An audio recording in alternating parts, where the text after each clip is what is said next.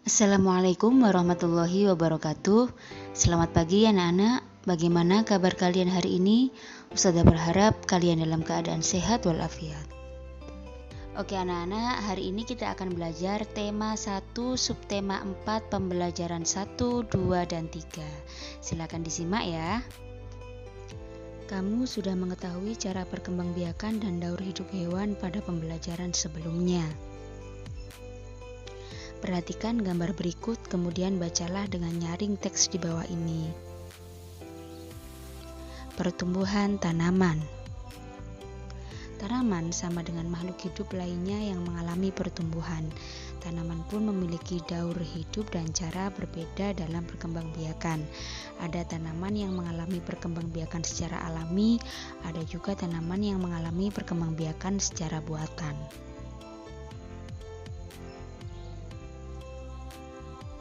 Perkembangbiakan alami dapat dengan biji atau tunas, selain itu dapat juga dengan ubi atau spora. Contoh tumbuhan yang berkembang biak alami dengan biji adalah pohon mangga, jeruk, dan semangka. Tanaman yang berkembang biak dengan tunas contohnya pohon pisang, bambu, dan cocor bebek. Perkembangbiakan buatan adalah proses perkembangbiakan tumbuhan dengan bantuan manusia. Salah satu contoh perkembangbiakan tumbuhan dengan bantuan manusia adalah pencangkokan. Nah anak-anak, daun kering juga dapat digunakan sebagai hiasan. Ikuti langkah-langkah berikut untuk membuat kerajinan mozaik. Yang pertama, ambillah beberapa helai daun kering. Yang kedua, robek daun kering menggunakan tangan atau gunting. Dan yang ketiga, tempelkan potongan daun tersebut pada gambar berikut ini. Silakan dicoba ya. Nah, selanjutnya, biji merupakan salah satu bagian tumbuhan. Biji tanaman berbeda-beda bentuk dan warnanya. Biji-bijian yang sangat indah dapat dimanfaatkan. Untuk membuat karya kerajinan mozaik, berbagai jenis daun dan biji adalah ciptaan Tuhan yang harus kita syukuri. Sebagian besar tumbuhan berkembang biak dengan biji. Tumbuhan dewasa akan berbunga dan menghasilkan buah.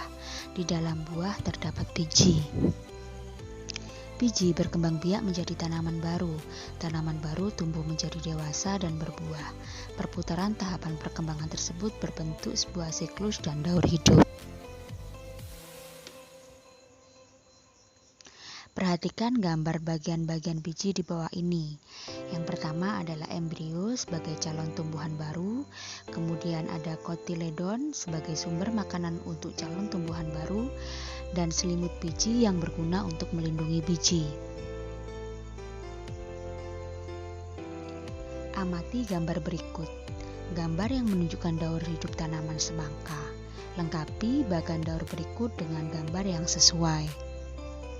Yang pertama ada biji, kemudian tumbuh menjadi kecambah, kecambah tumbuh menjadi berbunga dan berbuah. Dan di dalam buah semangka terdapat biji. Nah, jadi daur hidup itu akan kembali seperti semula. Nah, anak-anak coba perhatikan gambar berikut. Ada daun sosor bebek dan pohon pisang. Perkembangbiakan tumbuhan dengan tunas. Selain dengan biji, tumbuhan berkembang biak dengan tunas. Tunas adalah anakan yang tumbuh di dekat tumbuhan induknya. Ada juga tunas yang tumbuh di daun induk. Contohnya tanaman sosor bebek. Salah satu contoh tumbuhan yang bertunas adalah pisang dan sosor bebek. Tunas pisang tumbuh dari batang yang ada di dalam tanah. Tunas pisang tumbuh menjadi tumbuhan baru di sekitar induknya. Tumbuhan sosor bebek berkembang biak dengan tunas daun. Tunas sosor bebek tumbuh di tepi daun. Gambar tersebut adalah gambar pohon bambu, sosor bebek, dan pohon pisang. Pohon bambu juga berkembang biak dengan tunas. Anakan pohon bambu akan tumbuh di dekat tumbuh induknya. Batang pohon bambu banyak manfaatnya. Salah satu manfaatnya digunakan untuk bermain. Pentingnya bekerja sama. Bermain lompat bambu memerlukan kerjasama yang baik antara sesama pemegang bambu maupun pemainnya. Jika tidak ada kerjasama, akan membahayakan pemain dan pemegang bambu. Tangan pemegang bambu bisa terjepit bambu jika tidak bekerja sama dengan baik. Kaki yang melompat bermain akan tersangkut dan terjepit bambu jika tidak ada kerjasama yang baik. Selain kerjasama, konsentrasi pemain juga penting saat bermain lompat bambu. Jika tidak berkonsentrasi, maka akan membahayakan seluruh pemain.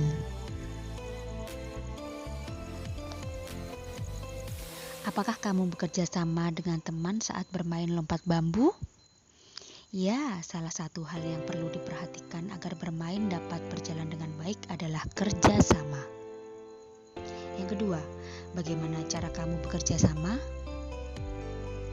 Kerja sama yang baik antara sesama pemegang bambu agar gerakan harmonis dan tidak membahayakan pemain yang sedang melompat. Yang ketiga, apakah cara yang membuat kamu berhasil bermain lompat bambu? Kerja sama dan konsentrasi yang baik. Yang keempat, apa yang membuatmu tidak berhasil dalam bermain lompat bambu? Kurangnya komunikasi sesama pemain.